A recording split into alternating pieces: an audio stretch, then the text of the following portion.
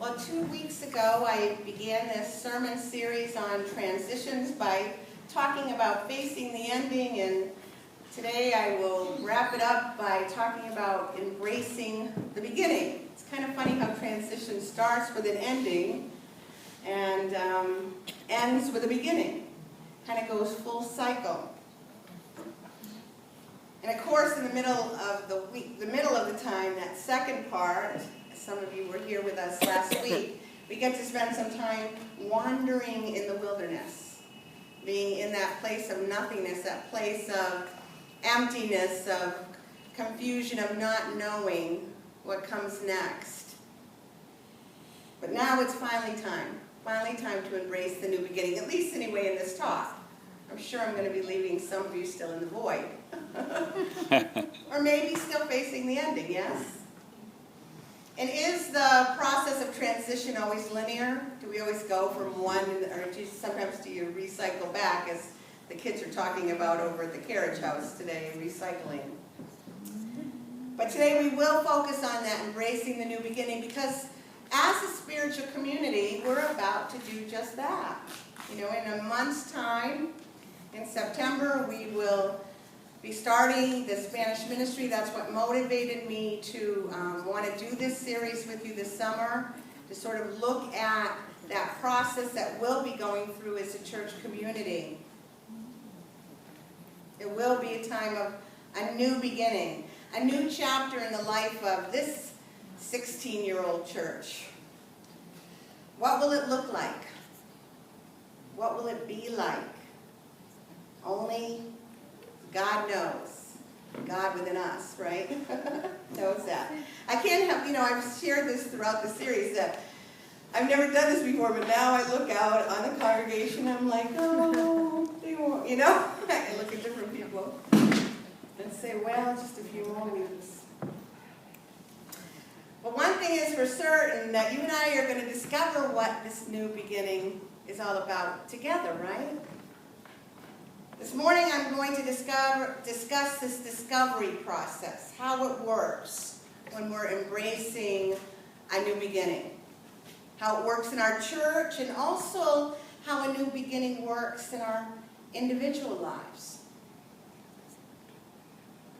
First of all, a new beginning can only come forth when we have completely faced the ending.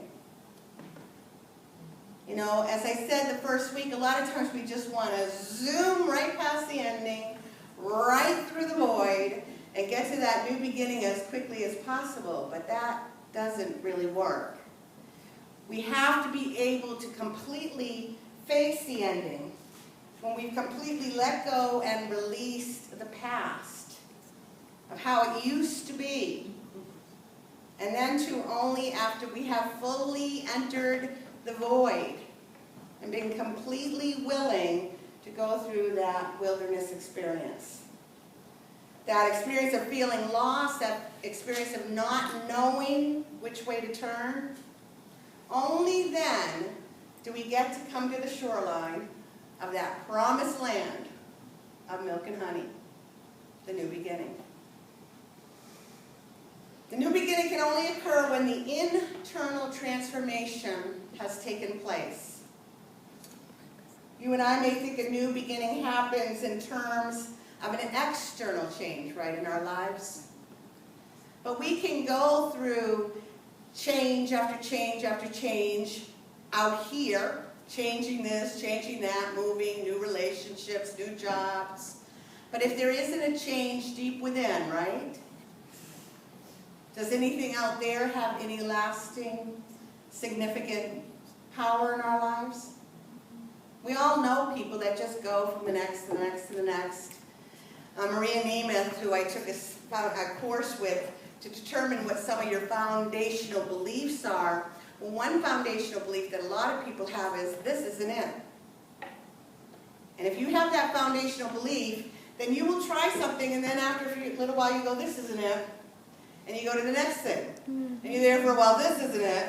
And you go to the next thing. Because you're looking out here to come to completion and peace within here. And it will never happen. So, new beginnings happen through a transformation that takes place within ourselves to prepare us for that. A new sense, folks, and understanding of who we really are, what I talked about last week. What is the purpose of the void? The purpose of the void is to throw off all the false beliefs of who and what we really are. The personas that we wear, the masks that we wear, the things that help us identify ourselves in this physical manifestation but are temporary, have no lasting truth. So the void is so important for us to come to terms to what is our true purpose, what is our true meaning, all these great questions that bring us together as a spiritual community. Why are we here? Why was I born just to die? What is the meaning of all this? What is the meaning of me? Who is God? What am I? See how important the void is? But is it comfortable to be there and not know? No, I'm going to run out and become something. What's my next mask? What's my next persona? What's my next pretense? I want to get out of that void fast as possible. So, we're ready for the new beginning when we start to get a clear understanding of who and what we really are, the truth of our divine nature, recognizing and realizing that Christ within me and the Christ within you. The master teacher, Jesus the Christ, demonstrated the ultimate transition journey. Do you know what it was? The crucifixion, the tomb. Don't skip the tomb. What's the tomb? The void. And the resurrection. The ending, the void, and the new beginning. And all transitions lead to the same destination, the realization of who we really are. And who are we? I just said it. Christ. The Christ. The Christ. You know, one of the last things that Jesus, the Christ, said on the cross was, my God, why hast thou forsaken me? Have you heard that? Yeah. But I bet you didn't know that the accurate translation given to us by Dr. George Lamsa, using the language of Jesus. The language of Jesus was Aramaic, wasn't Hebrew, wasn't English. In the language of Aramaic, Jesus was saying, the accurate translation, my God, for this I was kept. My God, for this I was kept. This transition process was Jesus' divine destiny. Eric Butterworth, a very famous Unity minister, tells us that this was the divine plan of Jesus' life. The great purpose of his soul's journey, to overcome death itself and to prove once and for all to his followers that life is more than this. We are more than this physical expression. We are the eternal Christ.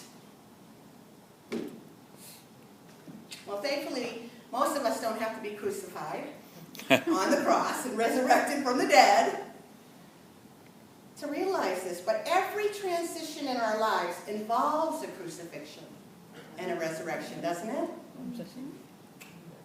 A dying to the old and a rising into the new.